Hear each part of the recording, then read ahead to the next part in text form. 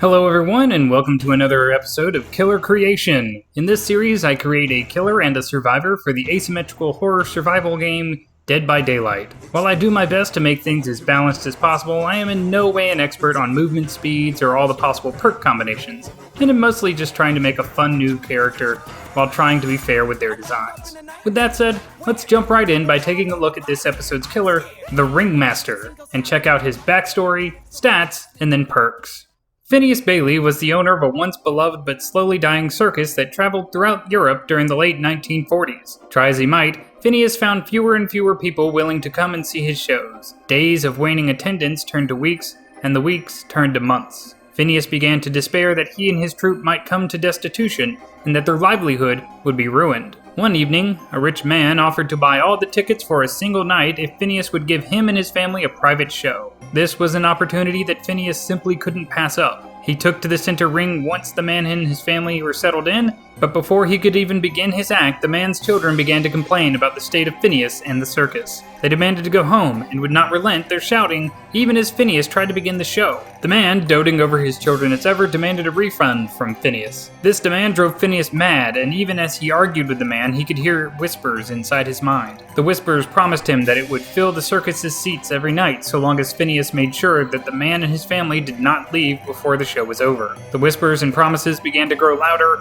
and louder, and more insistent. Phineas finally gave in to the whispers. The needs of his troupe and the preservation of his circus were too important, and the promises from the whispers too powerful. With a flash of his whip, he silenced the man. He lashed the man to death, then turned to his shocked and frozen family.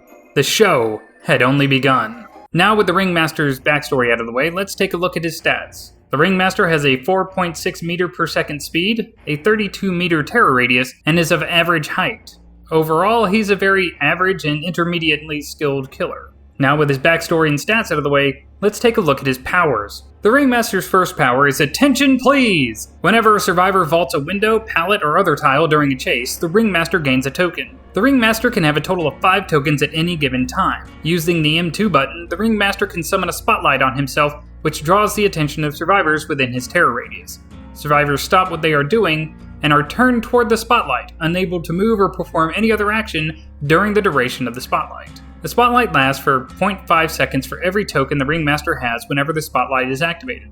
All tokens are used up with every use of this power. You'll notice that Attention Please has no range. That is because anyone who is actively looking at the Ringmaster when this power is activated is affected by it. The Ringmaster's next ability is Lion Tamer. The Ringmaster can channel the left control button for 3 seconds. After the 3 seconds, the Ringmaster lashes out with his whip, and a successful hit will stun the survivor for 1 second. This ability has twice the range of a lunge attack, and slows the Ringmaster by 10% during the channel. This ability can reach over pallets, vaults, and other objects of similar height. The Ringmaster controls the show, and I think his powers reflect that. Attention Please can allow him to gain much needed ground during a chase, or keep survivors frozen long enough to sneak up on them. Lion Tamer is another way for the Ringmaster to control the game, and it can be a solid combo with Attention Please. By timing Lion Tamer to activate immediately after a survivor vaults, hitting them with the ability, then activating Attention Please to keep them still while the Ringmaster closes the distance. Now that we've had a look at his powers, let's check out how the Ringmaster helps other killers control the momentum of the game by looking at his perks.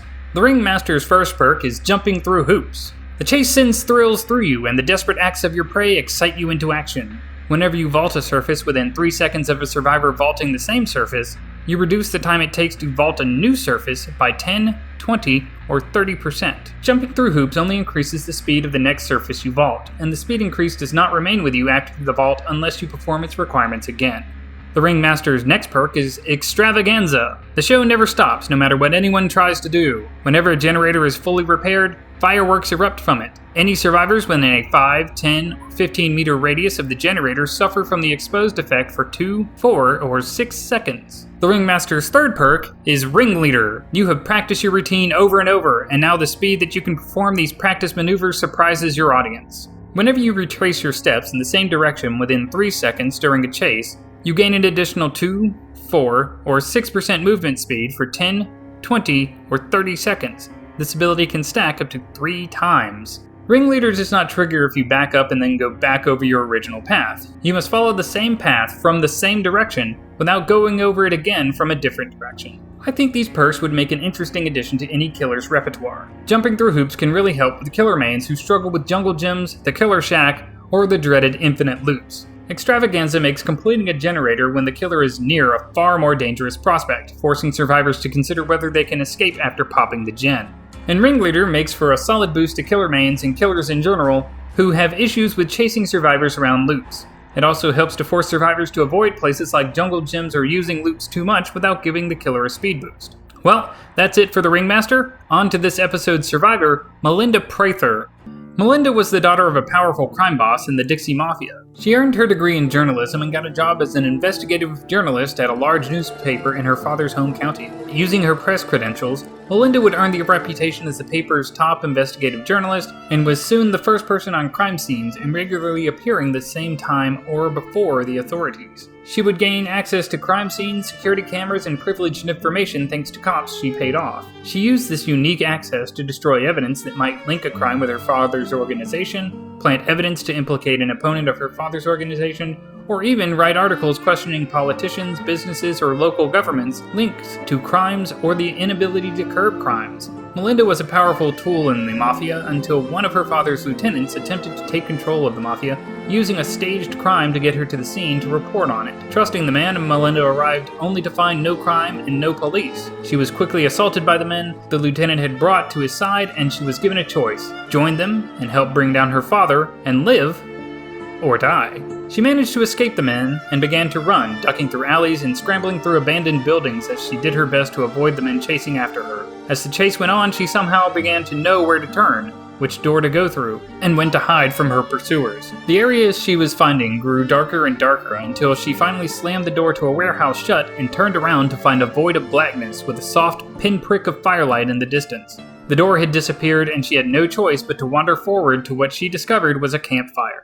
Now that we have Melinda's backstory, let's take a look at what she brings to the survivor side with her perks. Melinda's first perk is called Spy Cam. The tools of your trade have helped you gather information on people who would prefer to stay hidden. You start the game with 1 token. Whenever you complete a generator, you gain another token. You may use the left control button to set up a spy camera.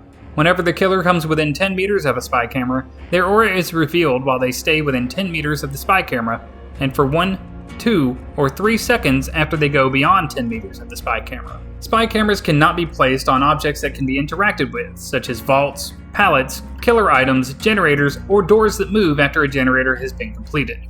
Melinda's second perk is Destroying Evidence. You have a keen eye for items that could make or break a case, and you know how to get rid of those items if need be. You cleanse totems 20, 40, or 60% faster. Whenever you cleanse a dull totem, you increase the speed that you cleanse hex totems by 1, 3, or 5%. The hex cleanse speed buff does stack, so while you're running around, it will always benefit you to cleanse a dull totem. Melinda's third and final perk is Snitch. Your sense of self-preservation has led you to become more than willing to give up others for your own sake and well-being.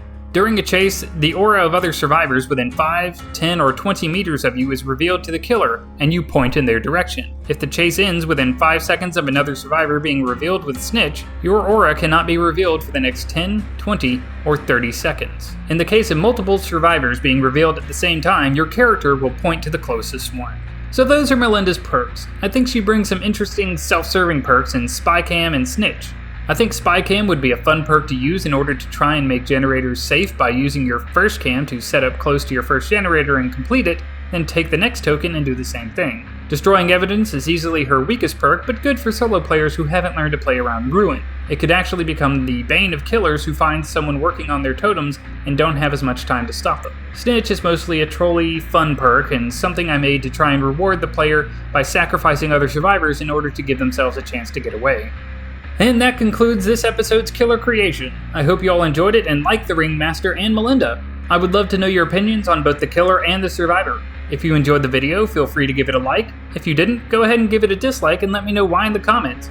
If you have any kind of critiques about the killer or Melinda's perks or powers, please let me know, because I'd be interested in discussing them. I hope you all have a great day, and as always, stay positive.